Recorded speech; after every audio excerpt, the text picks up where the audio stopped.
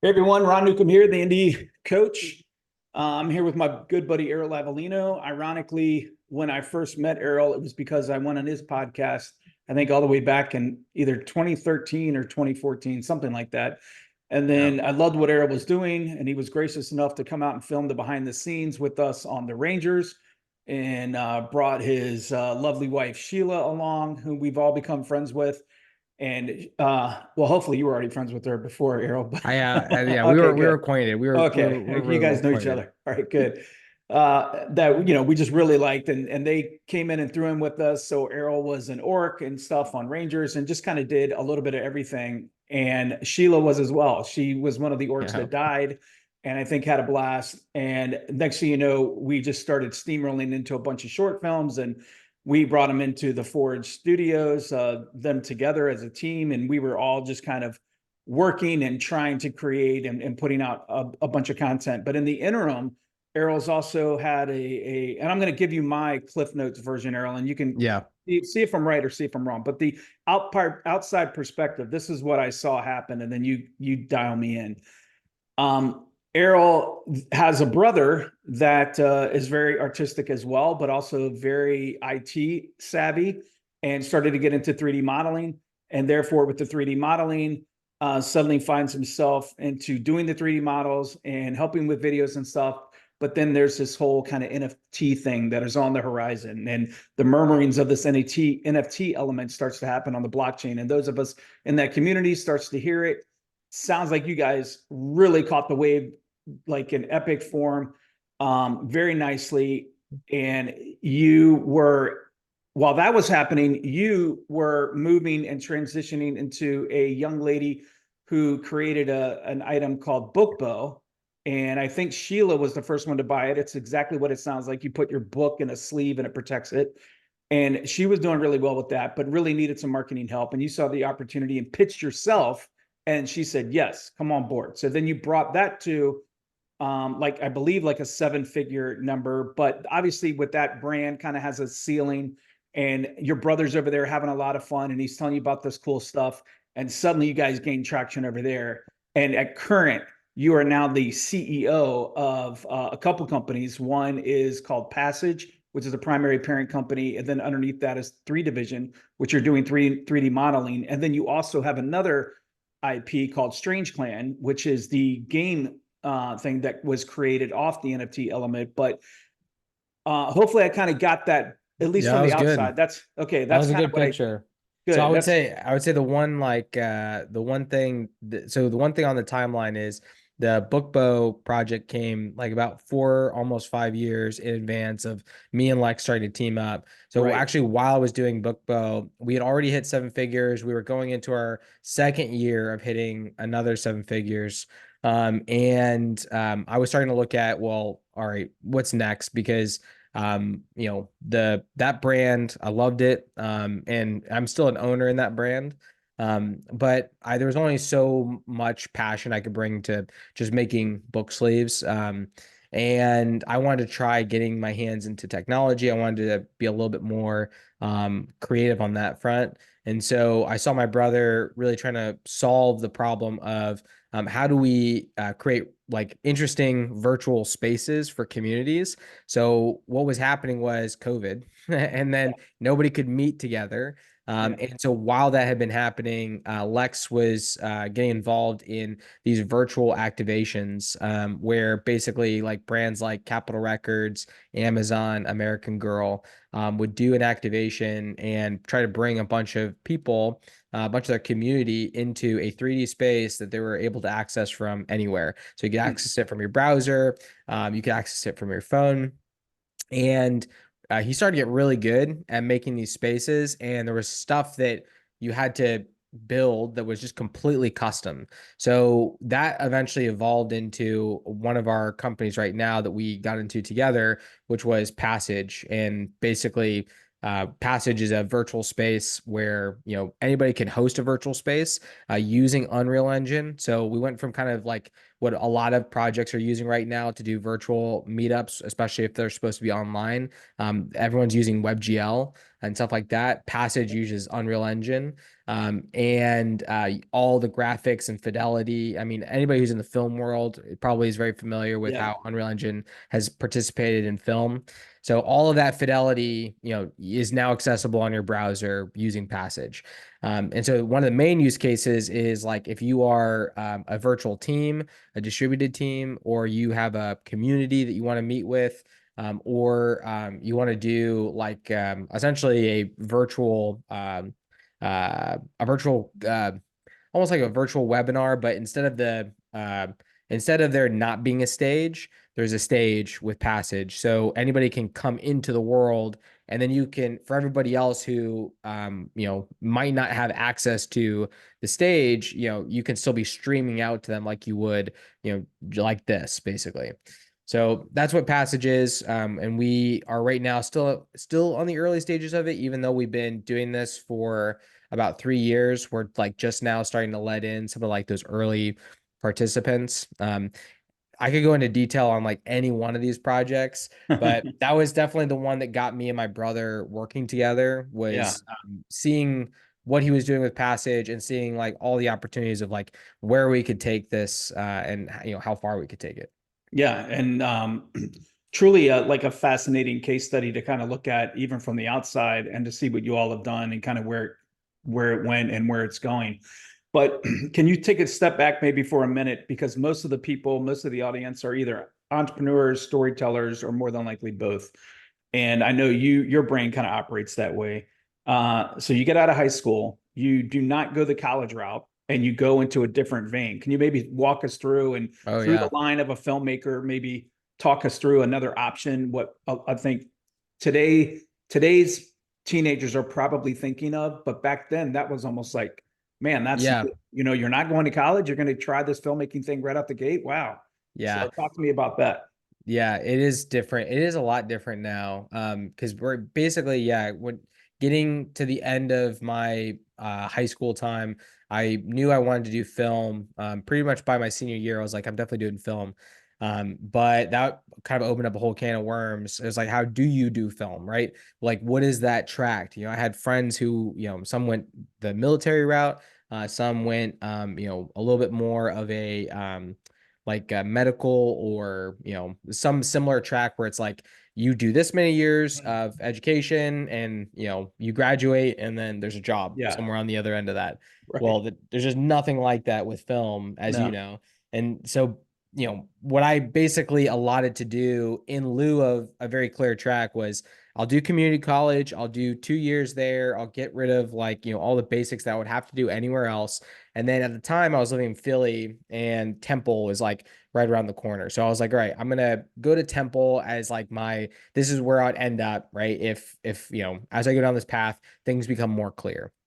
Well, I do about I do about 4 semesters of that, going back and forth, taking breaks here and there, and just realizing that like there was friends of mine that were already working, and had not done any college, whatever, right? They had taken a couple college courses so they could rent the gear and then go work for, Joe Schmo restaurant, like doing videos for them, doing videos for like all the local businesses.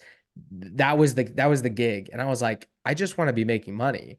Let me just go Yeah. do that. So that kind of opened my eyes to, it's more about what you can show, like the portfolio that you can show, than it is about, Yeah. having some piece of paper.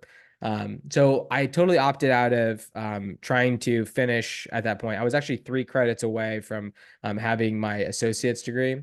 And it was just like, you know what? I don't care enough. Yeah. And at the end of the day, it's like, yes, I could get that little stamp, but I just need to spend time like getting after it and putting together my reel.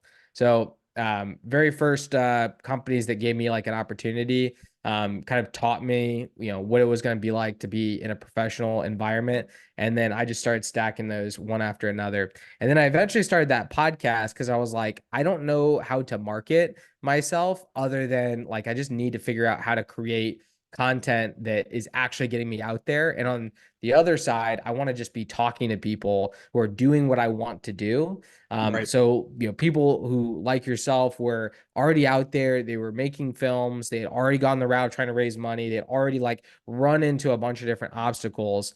And I was really interested in what they knew because, again, I'd never seen a clear track. So I was like, I have no idea how these guys got out there to actually do it. So Yeah. I want to just ask them tons and tons of questions about how they did it. So that was my education. Was really, honestly, my education really happened on the job, like trying to learn, trying to like, make videos for people, and then simultaneously doing that podcast and like asking people who had the perception of being ahead of me, or were doing something that was a little bit different or unique. Like there was some guys doing videos for YouTube, and then there was guys who were doing videos that were more in the line of like documentary style, or that kind of route. And then there was like this other category that I think you fell into, where it was like true indie filmmakers who were just like, in one situation they would raise some money, in another situation they would try to do like Kickstarter. It was a lot of different it was a lot of mixture. It was a big mixture of things.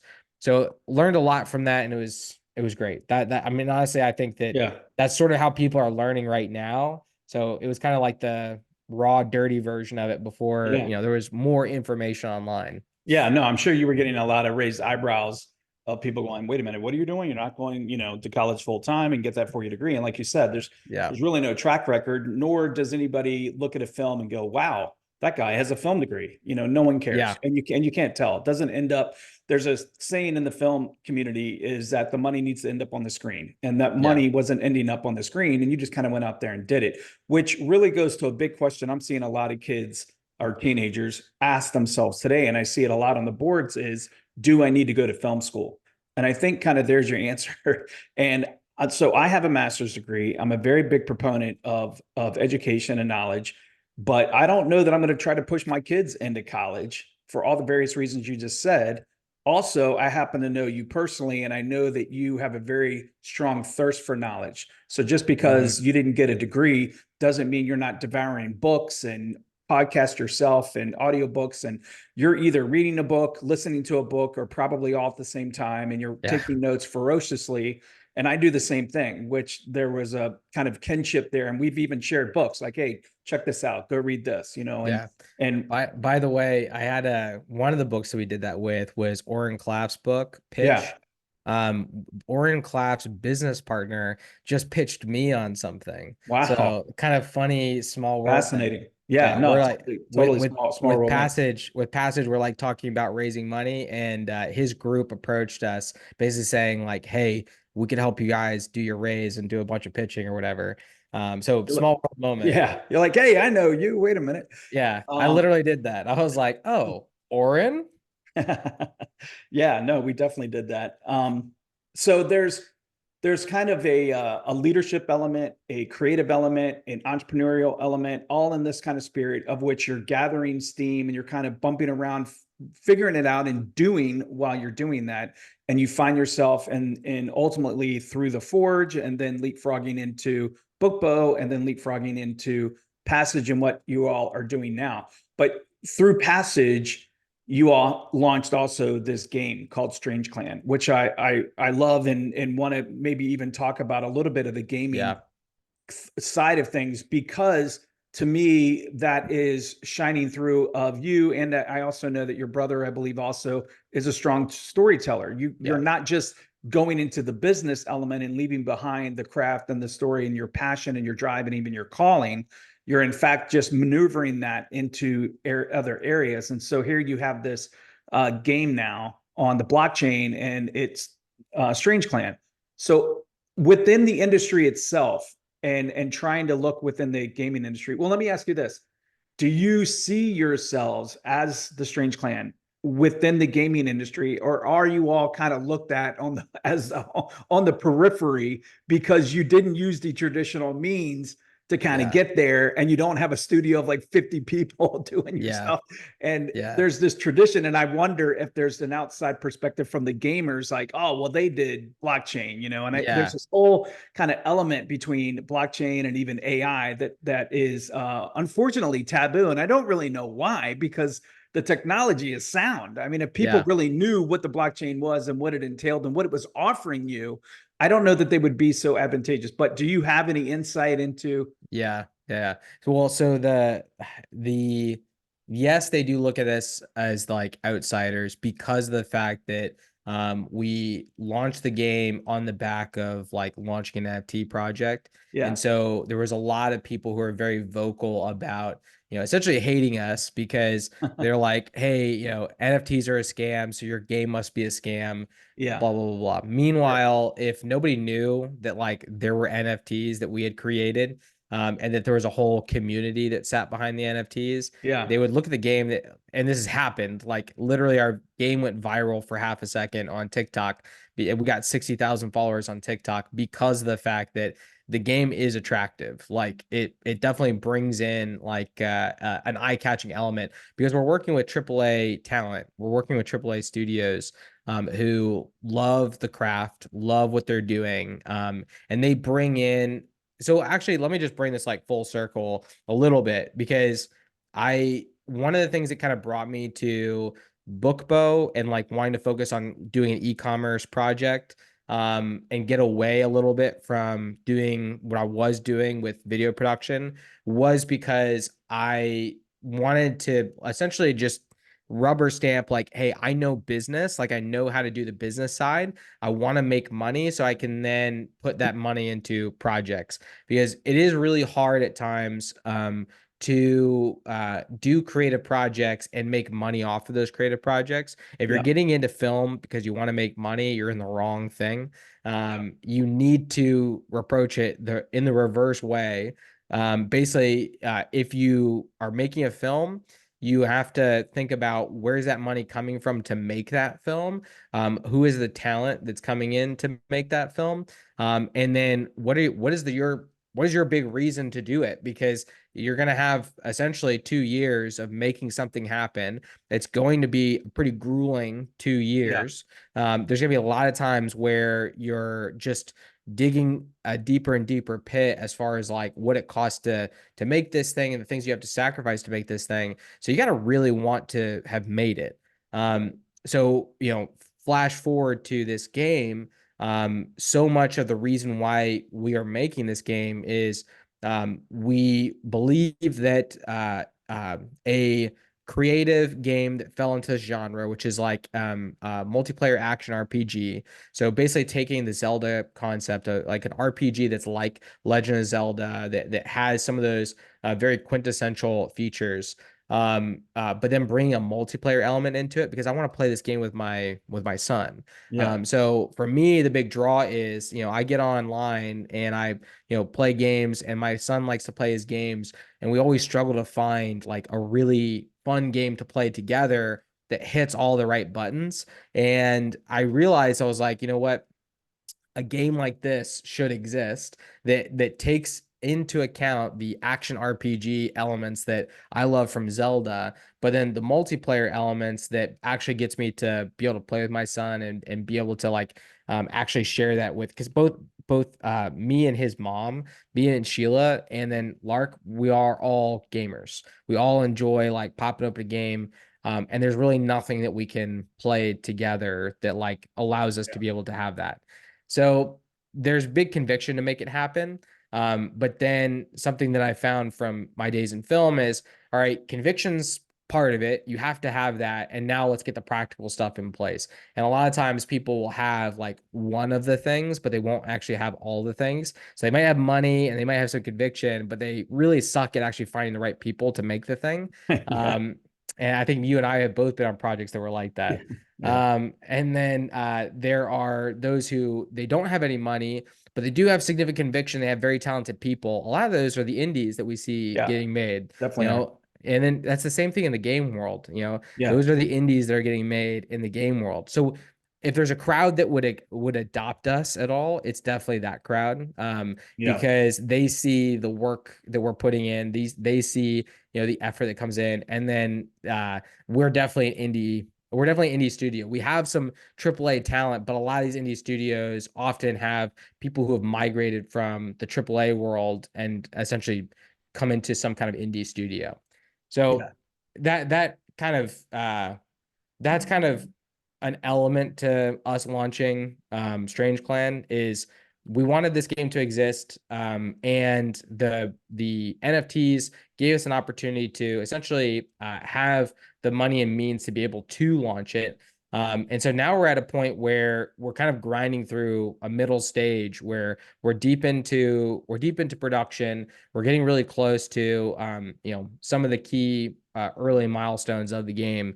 And the people who have kind of supported us from like the beginning, they're kind of on the long journey. Anytime you do a Kickstarter like raise, or anytime you do something where the community kind of came in and bought into a game, there is this feeling of there's a really long wait. It takes a long time to make a game, and we are about a year and a half, 2 years into this, and we still got a ways to go. So it is definitely a long and arduous process, but it is also a lot of fun, especially when you get a chance to do what we just did last week, where you're like play testing the game and Oh, getting to awesome. do that with some other people. So No, that's super fun. And like you said, having that conviction to have Lark and Sheila involved and you guys, I mean, bro, this is how much we're having to go back in the television world to get something to be able to watch with my whole family. We're actually mm, watching Dr. Quinn.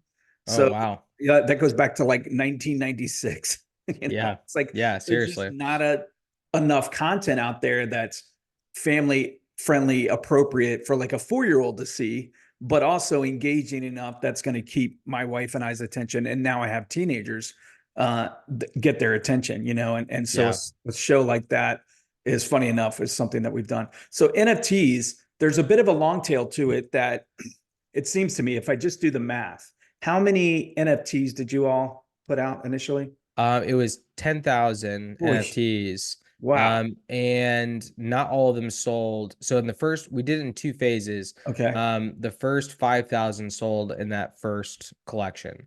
And Right. then we much later launched the second half, because we had to do a lot of technical stuff, because we launched a smaller community who was all thirsty for a really good creative project to happen in that space. It was the Cosmos community, and there were not very many like products and Yeah. like really interesting creative stuff happening. So we come in. There's a bunch of like tech people, and we're a bunch of like rowdy creatives saying, "Hey, we want to make a game." And we want to have an NFT collection kind of be the like representative IP, of what this game is going to be. And so we kind of, I think we're like water in a desert. We came in, we had something that everybody wanted to exist in the space, but nobody was really doing it. And so that first collection sold out super fast. I think it was like in 2 hours. And we sold it in a cryptocurrency called Atom. And Atom went up and down during that point in time. But at one point in time, it was at like 2 million as far as like the value of that Atom. And then by the time we actually sold the Atom, because there's like a whole thing with that, Atom went up and down. I think it was about 1.5. So Gotcha. 1.5, 1.2, something like that. And then the second part of the collection sold much later, and there was a huge decline in the crypto world. So we didn't sell out of that collection. And in fact, I think it's actually still slowly selling out. Like there's still NFTs that are selling over there. Gotcha. So if you want one, they are Yeah. over Okay. they are over on the Passage Marketplace. Awesome. No, perfect. No, please do. I appreciate the inside baseball too, because people love it when you pull the veil back. And if you're willing to, and you talk numbers like you did, is always appreciated. Yeah. And you're going after 10,000 NFTs. Did the NFTs, what I'm curious about is the setup for all this. time frame and cost? Like, did you guys have to put a big cost in up front?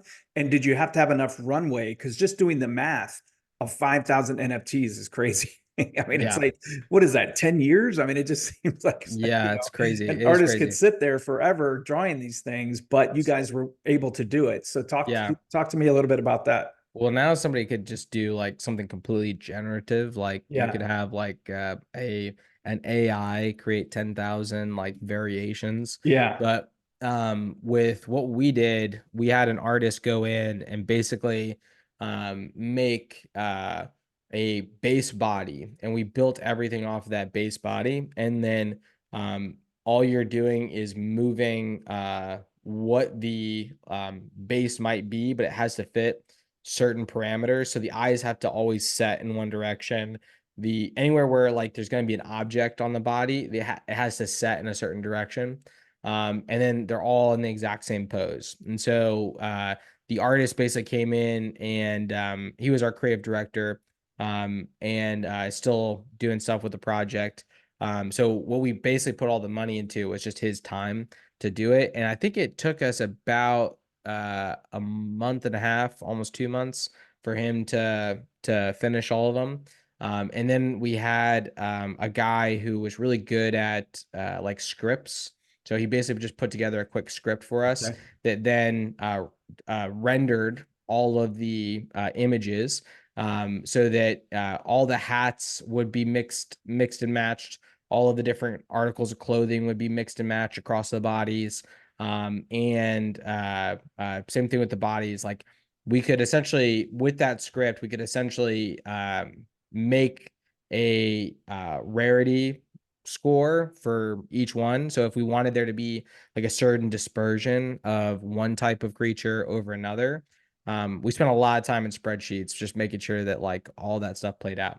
So that was Yeah. probably where the most time went, was like initially setting up the art, and then we sold the NFTs. Most people could just sell NFTs on a marketplace, just pick a marketplace.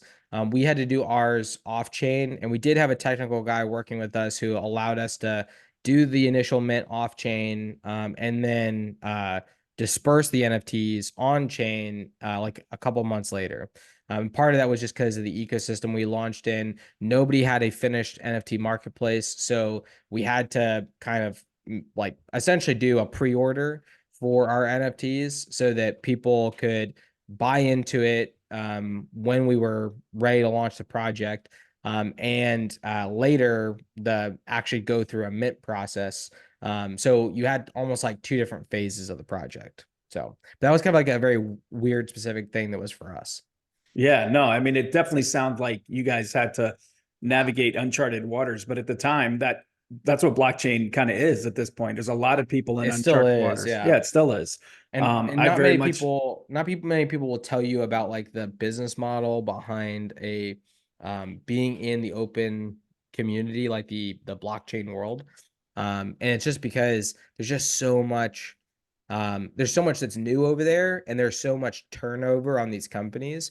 So not many people stick around long enough to actually be able to give you a playbook of how these companies operate. no, So that's a good point. we were kind of going into a very wild west where we had no idea essentially what kinds of things we were going to run into, even at a base level. How do we mint these things? How do we really like make a project that can stand on its own as a blockchain product? What are the types of things that we should be concerned about? There's all kinds of things to think about. So Yeah, no, there must be. I'm sure you guys rapid fire had to go into it because did you all see the um opportunity kind of coming like a wave, like, hey, this NFT thing is coming, y'all. If we don't hit it right now, no one would have predicted. I think I definitely didn't, that it would have dropped as quickly as it did post yeah, thing. I just never would have seen that coming. I mean, so yeah, much so that I'm embarrassed to tell you how much I paid for an NFT. Embarrassed because it's now worth about $13, but I paid a lot more than that. I get But that. during the time, you guys, it seemed like this wave was coming and you guys hit it just right. But was that just happenstance, or did you all, it seems like Lex was kind of keeping his eye, even as Yeah. you were Lex was coming in. more so. Lex Yeah. was more so. I was basically just, problem solving. We were running a studio. Yeah. And so much of what we were trying to figure out was, all right, where do we want to put our time and effort? Like, should we be double downing on building out passage worlds? Should we be double downing on going back to like, more 3D design type stuff that we were doing? Flash forward to now, we essentially have like, very clear divisions in the company. You got the 3D guys who are doing 3D media, video production, that type of stuff. You got the game team, and the game team is working on Strange Clan. Eventually, there might be a pipeline of other games that's running through that. And then you got the Passage team that's solely working on, launching Passage worlds with different communities. So, very clear lines now. At the time, things were much more mushed together. And so we were like, all right, what do we actually want to do? And meanwhile, Lex had this like, he had Strange Clan on his desk, and he was like, man, like I really want us to like make this thing. Like I feel like us doing an NFT collection, particularly in the Cosmos community. And the reason why we were so interested in Cosmos is we on Cosmos was another project that once they got to a certain point on their roadmap, they were going to essentially help us reduce our costs with Passage down to like 70% of like what we were going to be paying somebody Wow. like AWS. So it was a cloud computing project, and we're still working with those guys. We're actually very, very close with those guys. And the reason they were able to do that is because AWS is really overpriced for what it's giving you. Meanwhile, you have Lakash, who's basically coming in as like the Uber to the New York taxi service. Like they're the Uber of cloud compute. And if anybody's ever building anything with software or anything like that, like you need compute to be able to do that. Even like certain websites, you're gonna need compute to be able to make that happen. So being able to launch a project, or specifically our project, which was very compute heavy, especially GPU compute heavy, and do that at a fraction of the cost of what AWS was charging. That was super remarkable. So they're built on the Cosmos ecosystem, which then attracted us to Cosmos. We're like, okay, uh, this community is awesome because they're allowing for things like Akash to exist. So, how do we play in this community? And we did what we know how to do, which is, we do creative stuff, and we tell stories. So us bringing our IP of Strange Clan in, again, that got people really excited. They wanted to come on board. So we're like, we got to get this thing off like pronto, because Yeah. yeah, we didn't necessarily know when, the bubble was going to pop. Yeah. But I mean, when there is a bubble and at some point it will pop, it's like you don't just wait around. You Yeah. you get to work. You got to So move, yeah, because those that jump in early and are the early adopters reap the reward. I mean, there was definitely people that were loving it and yeah. did very well. Of which I'm super glad that you all were able to take advantage of the opportunity that was there. I know you've always had a marketing mindset, because marketing, in my mind, because I kind of have that too, and I think that it akin to us storytellers. It's like you're trying to tell the story of a company or a product, and so you have this kind of marketing fortitude about you that even in Forge, I remember us whiteboarding and, just talking through all the various things. And even within a WordPress, of all the plugins and things that you can do within marketing. So with all the opportunities that you've had before you, trying to go to practical for audiences, people listening in, are there things that you can think of that you could pass on from like a marketing perspective, like pointers that one could take away from marketing? And then also a semi follow up is Passage, Strange Clan, and Three Division, is it all a worldwide audience? Yeah. So it is a worldwide audience, because of the fact that they're all digital products. We've had people in Korea want Strange Clan. We've had people in India want Passage. So they're all digital products. So those are, yeah, definitely 100% worldwide audience. I would say that the uh, probably one of the biggest things that I've had to learn, especially being a creative. So, marketing is an interesting world because you have people doing really well pushing products or whatever, and making a ton of money doing it. Marketing is a skill that can bring about a lot of money, a lot of personal wealth. But when you're creative, you want to, it's not, that's not enough. Like you want to be able to, if you were to make money, that's fine, but you also want to be able to express, Yeah. some element of yourself. So whether that is, an element that you're trying to express in your brand. So for example, my sister-in-law, her Instagram is just classically Cassidy. She's done super, super well for herself. And it's just simply being an influencer, sharing the products that she loves. There is a creative element to what she is doing that is like really, really important to her, which is she loves to be able to style herself and express a certain image of herself. But then so right now she's in the process of launching her brand, and the things that she has done to think about how that brand is telling a story, honestly, to me, reminds me a lot of filmmaking.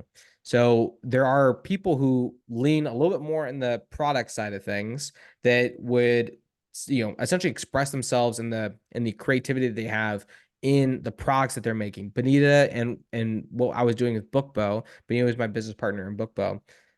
She was very much the same way about like what is the story behind the product itself, right? And so a lot of my mind started to shift when I went away from just creating content as the only way to tell a story to also going into products and telling stories through products. So marketing is all about telling a story and taking somebody from, I have no idea who you are, I have no idea why I should care about you, which is how an audience feels at the very beginning of a movie, right? Or at the very beginning of a series or a book or a comic. Like they don't know why they should care about this character. It's the same thing about your product. They don't know why they should care about your product. And then your whole goal is to take them on a journey to actually be able to get to a point where they care about it. So the dilemma for the creative is when I'm taking somebody on that journey, at what point do I ask for money? At what point does it make sense for me to be able to pay for my bread, right? And that's probably been an art form that I've been trying to learn like throughout my entire career is just, how do you make a living being a creative human being? And I think where I've kind of landed, especially in more recent years, is um, one, prioritizing what are the stories that I do want to tell. And then two, separating out when is it time for me to do something that's just for me? Because something I realize is that there are projects that should probably not, I should not be thinking at all about the return on those projects. My creative projects, a lot of the ones that I'm really excited about now that are currently like on the list, like I'm not really worried about Strange Clan making money. I'm also not really worried about, there's a couple other projects that I haven't like talked about. I'm not worried about any of those making money. Once those are launched, the goal for them isn't to make money. If they break even, then that's the best thing, right?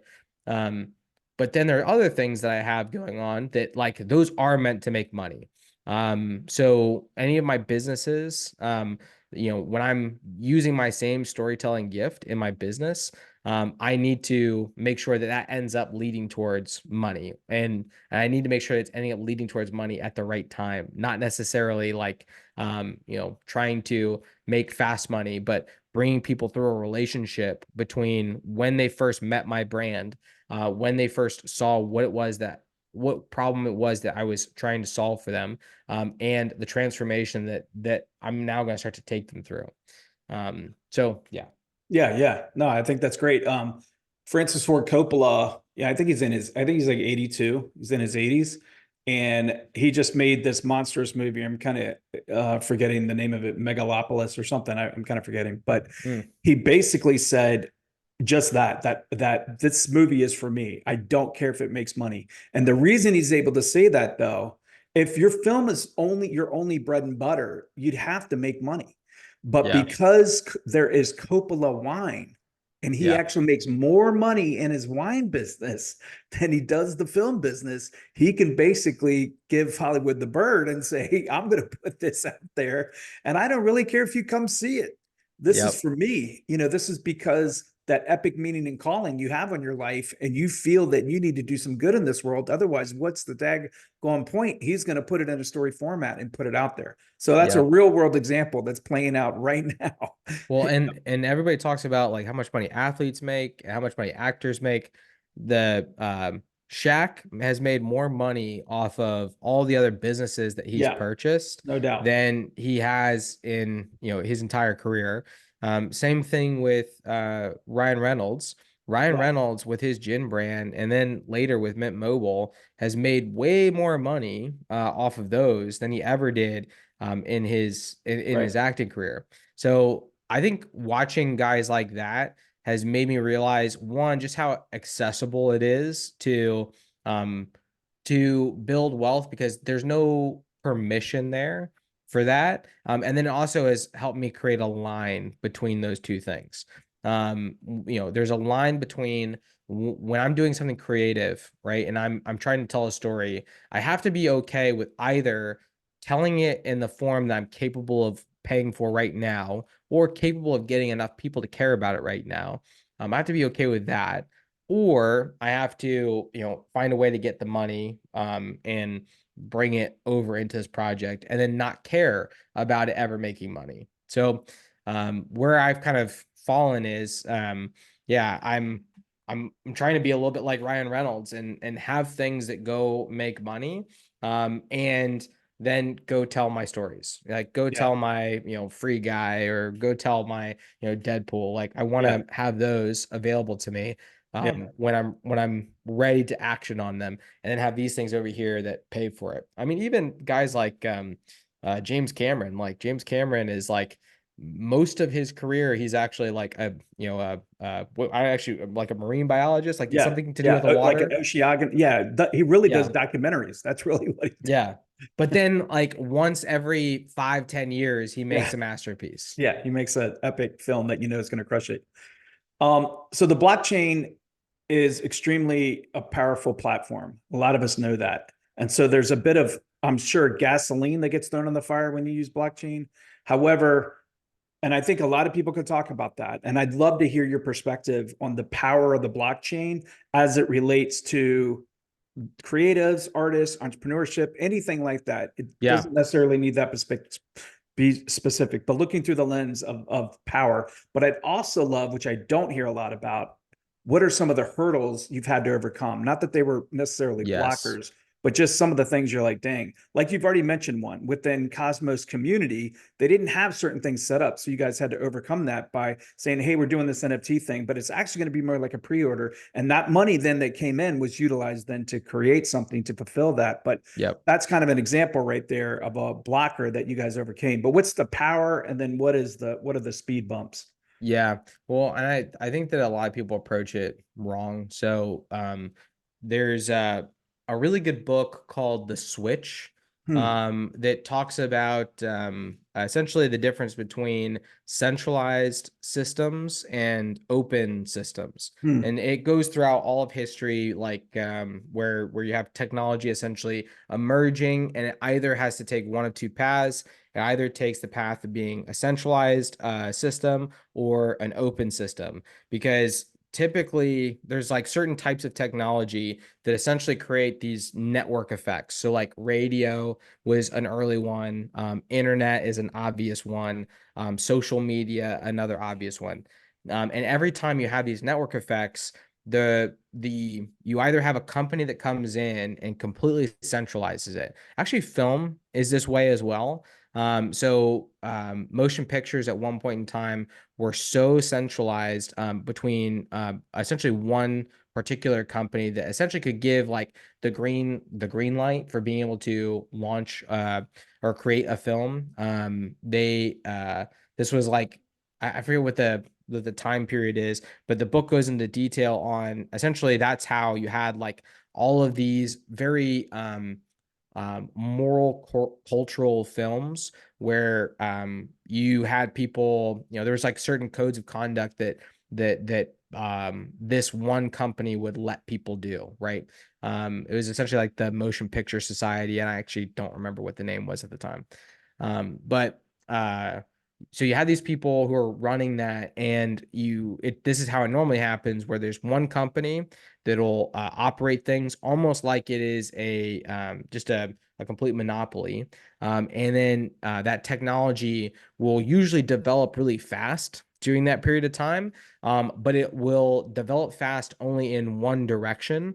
And that tends to either lead to the technology not actually being able to grow in certain areas because it's when it's going in one direction, it's in the direction where the money is. So, for example, with radio, it was really hard to make money in radio until they figured out that they could put ads on radio. And then there was like one group who pretty much controlled, ad space and all that. Yeah. And then even in film, it was really hard to make money. The only way you could make money was selling spots in theaters. So film has had several different transformations of that.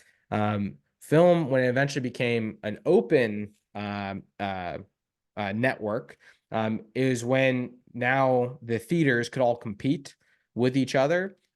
Movie studios could take their stuff to any one of the theaters and basically shop around. And then even the studios themselves could do essentially more of a freelance relationship with all the people who were working with them. And then you ended up having like very different kinds of films starting to happen at that time. So with these open networks, you have chaos. You have like all kinds of stuff happening where it can go in a bunch of different directions. A lot of times, you don't necessarily have the growth of that industry happen because of an open network, but you do have a lot of innovation happening at that time.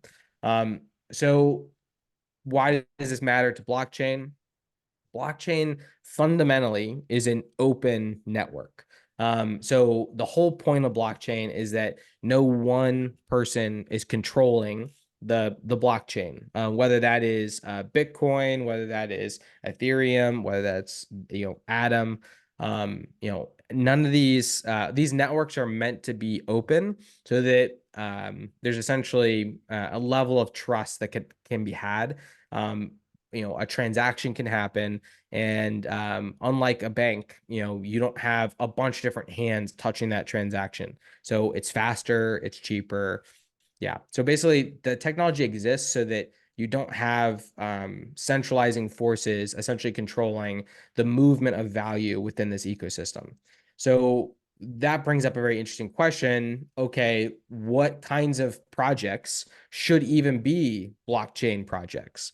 And so, well, we have several projects that are blockchain projects. So how are we using it? Well, what we've kind of come to is if you want to have innovation, having open networks that have at least some kind of leadership pushing things forward can give a little bit of the benefit of both sides. You can have the open network where you can really quickly pull in talent that might have a different perspective. And you just need that one centralizing catalyst. So our company kind of plays a centralizing catalyst. We aren't the owners of the blockchain that we created, but we are the contributors of the blockchain. And we basically say, hey, here's the goal. Who wants to contribute to making this element of the goal happen? And that's when you have like all these different talented figures come in and say, oh, I have a solution to that. And then they contribute their solution. It gets added to we have open repositories shoot, what's it called? Online. We have open repositories online. GitHub or GitHub. Yeah. I too many terms and too many different like modes of my brain switching all in this one conversation. So we have open repositories on GitHub. They contribute to that. It then gets merged in. Boom. So open networks really help with if you're trying to do something experimental. and it's not necessarily ready for scale, the open network functions as a way to scale that element and have a diverse group of people be able to collaborate who all believe in this. And so they have to believe in it, because the main method of rewarding these people for the work that they do is they get a token grant for their work. So if the token price drops on that token, then they can't, it didn't necessarily do them any good. So they want the success, and the network as a whole wants it to be successful, because they want that feature to have added value that then, makes the token price go up. So it's almost like a creative network of people all contributing to a thing, right? So there's a ton of different ways to use this technology, and you can just look at the list of companies that have all found very different, interesting, unique ways to use this technology. There's also different philosophies in this community, so you kind of have to kind of decide on like what philosophy makes the most sense to you. I don't necessarily think that there's a wrong answer to this. The different philosophies are, you have like people in the Cosmos space who they believe in an app chain philosophy, where everything is what's called layer one, and you have all of these chains that sort of talk to each other, and they have a shared common language, so talking to each other is very, very easy. Meanwhile, with the Ethereum community, which is one of the most popular communities, they have a layered approach, so everything is Ethereum is the only layer one, and then on top of Ethereum are a bunch of layer twos.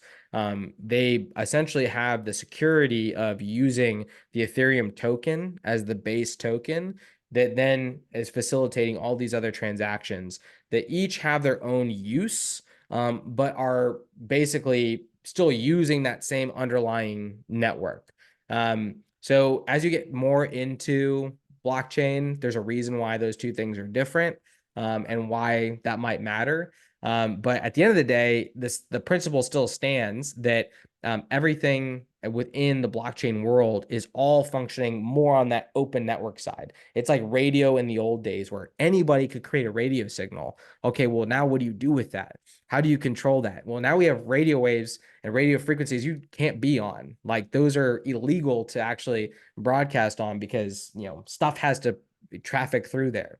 So we are in that stage right now with crypto where it is completely open. There are some regulations on how you can or cannot use it, but there's still a lot of creative opportunities for how to use it, especially if you are willing to kind of be patient with the process of, look, we don't have roads here yet, so we're going to have to kind of work around how do we operate in a world where we don't necessarily have all the roads we might have in a way more established industry. Yeah. Yeah, no, I mean, it's all good points, and the blockchain and crypto is all some fascinating stuff, and it seems like we're living in the future. I mean, it's I mean, kind of the Wild West, and there's fear of regulation, and yet we all recognize there certainly needs to probably be a little bit, but I mean, it's all kind of working through. You kind of alluded to this earlier.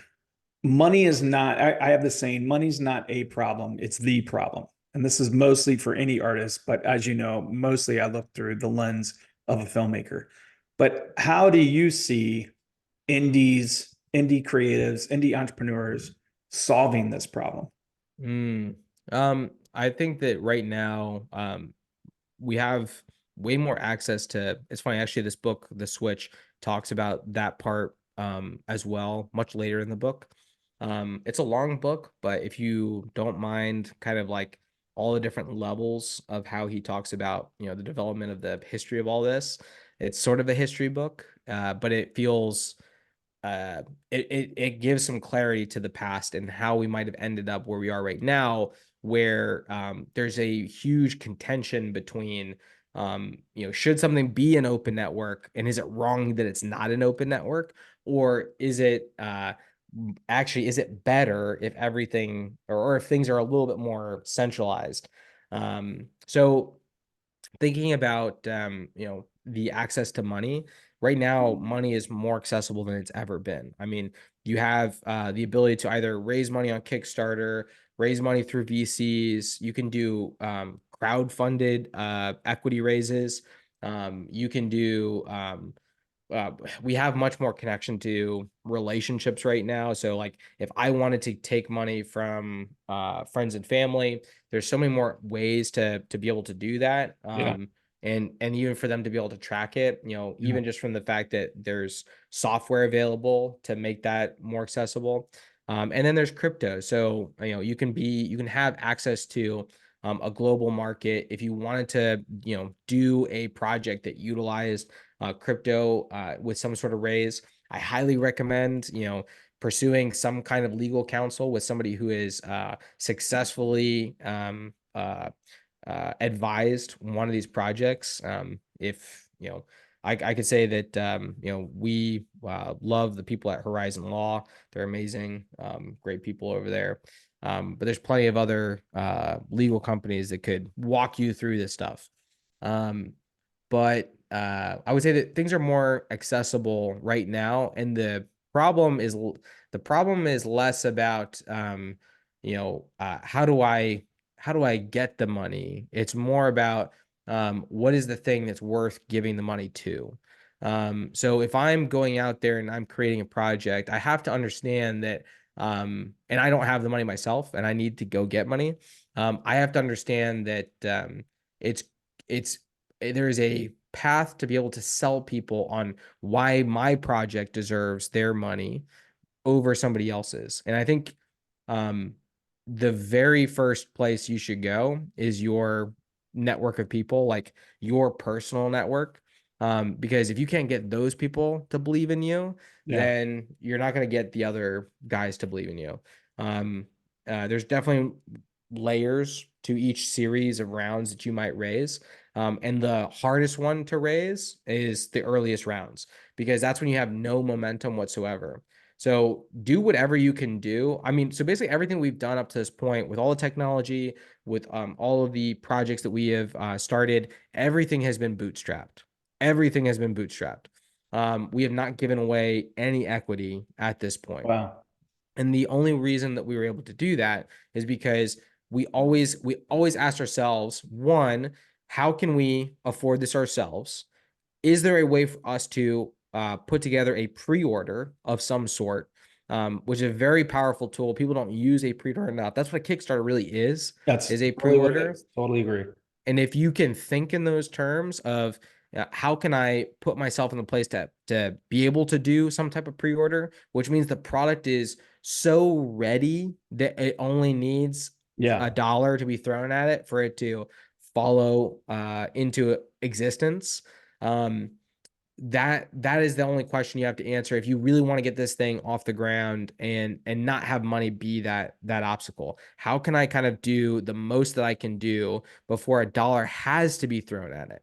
And when you really push yourself, there's actually a lot that you can accomplish before you ever have to throw $1 at something. Most of the time when people are rushing to get money, they are not actually taking the time to prove out the concept that they had. Even just trying to call up a buddy and be like, hey, I have a thing. It does X, Y, and Z. Are you in? I need this much money. Here's my PayPal. Here's my Venmo, Yeah. whatever, right? If it's you trying to sell at one point in time DVDs were a thing. It's like if you were trying to sell DVDs, if you were trying to sell action figures or whatever, and that's how you're gonna fund your movie. I literally ran into a dude who was trying to sell action figures. He had a really busty main character, and he was like, you know how I'm gonna sell this thing? I'm gonna make a bunch of action figures of my really busty main character, and that's how I'm gonna fund this thing. I was like, you know what? That might actually work. Yeah. That might There's work. a very good chance that actually works for you. So anyway, so there's Yeah. lots of different ways to do it, and Yeah. you just got to get creative on how you do it. Yeah. Nope. I agree. I think it's hard to think about it, but it is true that money at this juncture in like world history has probably never been more available to us. It is just navigating the waters to get there. And you also, I think, also spoke truth, which is it's really hard in the early days to get that momentum, which is all the reason why sweat equity is extremely important for you to build that momentum to kind of get it going. With Yeah. with technology, and of course the industry seems like it's constantly changing with technology. How do you see that the industry evolving in there? And dare I bring up the taboo word of AI at this point? Uh-huh.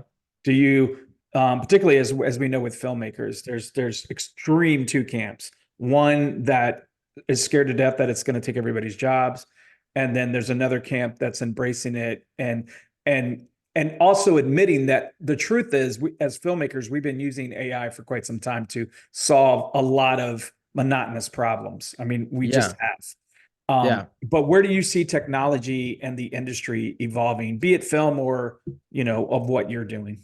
Yeah. I I think it plays several different roles. I mean, in any creative art form, I think it's inevitable at this point. Like I just I do don't too. think that we're gonna Yeah. I don't think we're gonna stop it from happening. And I Yeah. think that anybody who, is trying to just put up barriers to it right now, they're kind of it's almost like the Luddites, trying to make sure that like we don't have printing presses or whatever. Like, hey, this is happening. So Yeah. it's got to be more about how do we use it? How do we adapt? How do we become the ones who are taking advantage of it versus, being taken advantage by it and losing the value that we can bring? So that's where I think it's somewhat of a controversial opinion to basically be like, just accept it. But honestly, I think that's where we're at. And so there's a bunch of different areas where we're using it. And honestly, I think it's actually really empowering for creators if they Yeah. take a second to actually think about what is this doing? Because Yeah. to me, this follows a very similar trajectory as when we saw digital becoming the predominant medium versus film. So when film was the predominant medium, you needed a significant amount of money to be able to get a project produced at all.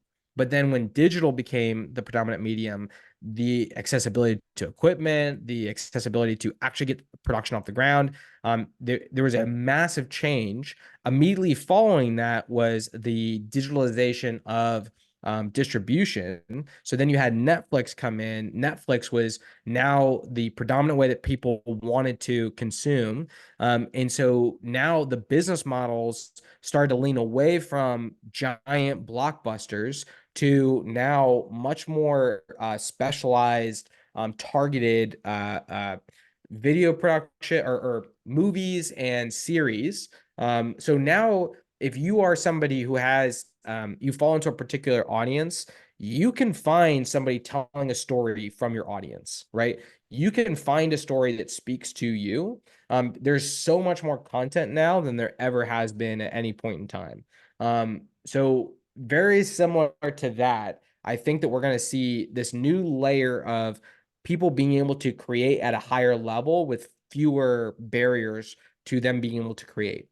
So you're going to have creators who we've never even known that there was creators in this part of the world, or we've never even known that a person who is a one-man band could produce something at such a high level. I think that's what we're going to start to see.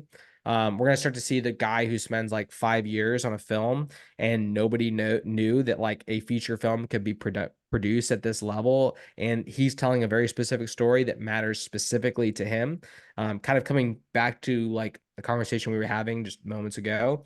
The thing that matters the most to him might be very, very specific, and he might not actually need that much permission now that he has a lot of different AI tools. So the types of things that AI is solving for us right now is a lot of the stuff that typically just inherently took a lot of people. So, for example, in the game world, in order to make a good game, you have to go through really extensive QA testing. But QA testing isn't necessarily the most uh it is not the most involved process as far as like level of talent that you need for it. So you really just need to find the bugs, figure out why the bug is there, and you have to do a lot of things to find all the various bugs, because you want to do the thing that creates the bug before a user actually goes and does the thing that creates the bug.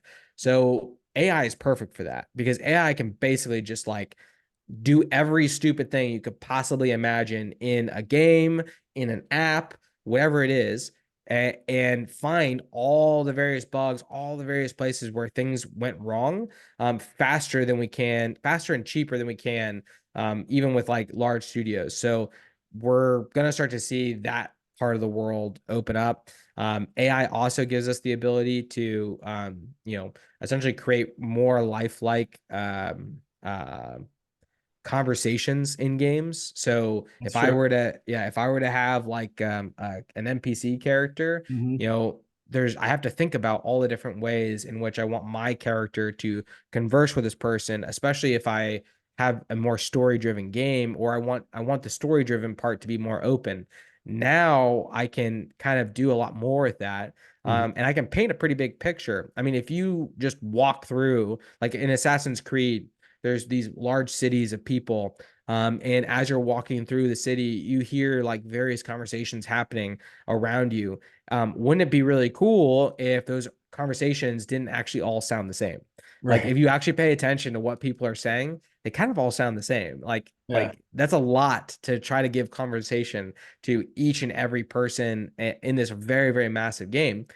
Instead, you actually can have AI kind of fill in the blanks so that depending on where you're at in progression of the story, depending on what part of the town you're in, the AI is just going to make up conversations. And then, like I said before, with the QA testing, it can QA whether or not those conversations even make sense, which is pretty crazy. Yeah. No, it's totally crazy. Yeah. I mean, AI is totally living in the future. It is it's wild. And it only seems, and I completely agree.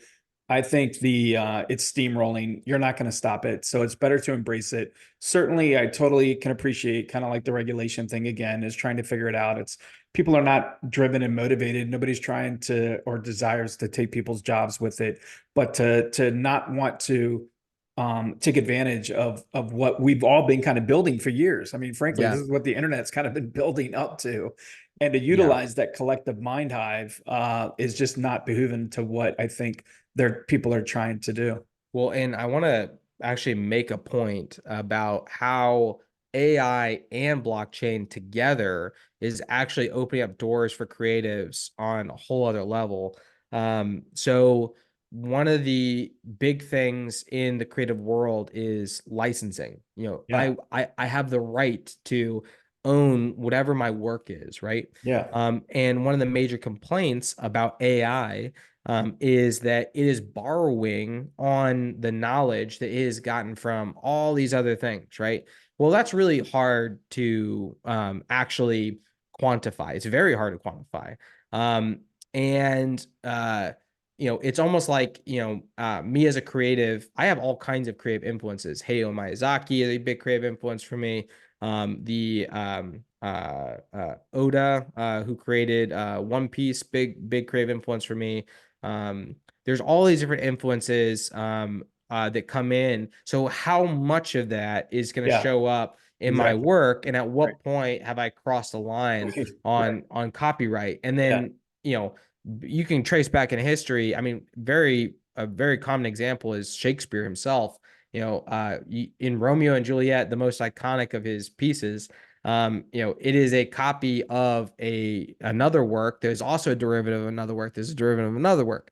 So there is derivatives in creativity is a common thing. However, something interesting that is happening is they're currently trying to figure out how do we take IP and essentially tokenize it. So it is now on the blockchain.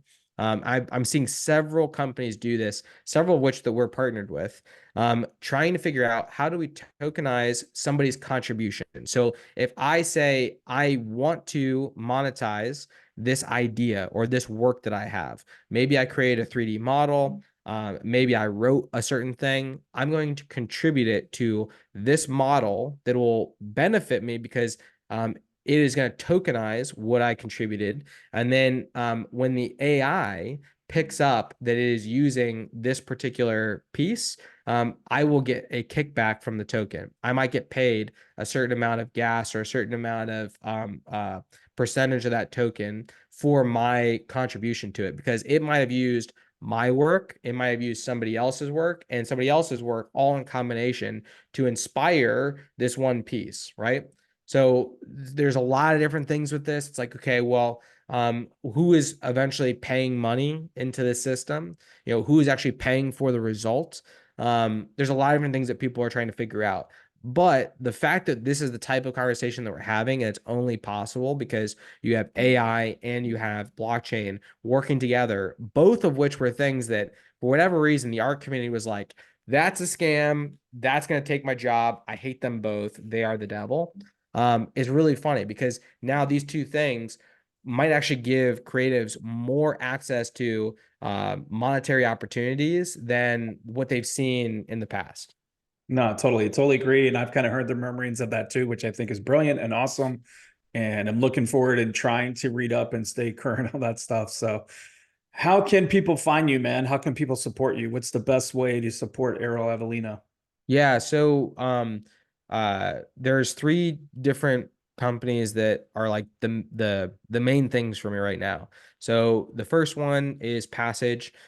If you want to take a look at what Passage looks like, if you want to, if you have a community that you want to host in a really immersive world, go check out what we're doing at passage.io. Then there's also Strange Clan, the game. If you're a gamer, you want to participate in that. Maybe you actually want to contribute to the game itself. We're going to get to a phase where we're going to be hiring. So go follow us on most social media platforms. We are under Strange Clan, just straight Strange Clan, or the Strange Clan. I don't remember which is which, but if you look up Strange Clan on Instagram or TikTok, you should find us pretty quick. Same thing on Twitter. You should find us pretty quick over there. And we are probably the most active right now on Twitter. But show up. We're producing different kinds of content for both. And then the other one is 3 Division. So 3 Division, we're doing something very interesting. It is a creative studio. We've worked with Warner Brothers, Disney, Amazon, Capitol Records, a bunch of different really big players. And we are trying to solve, as a studio, the problem that you and I just talked about at the very beginning of the call, which is how do people actually get educated on getting into whatever art form, right? So for us, we're specifically focused on 3D artists. And we want to be able to equip them almost like a master apprentice relationship.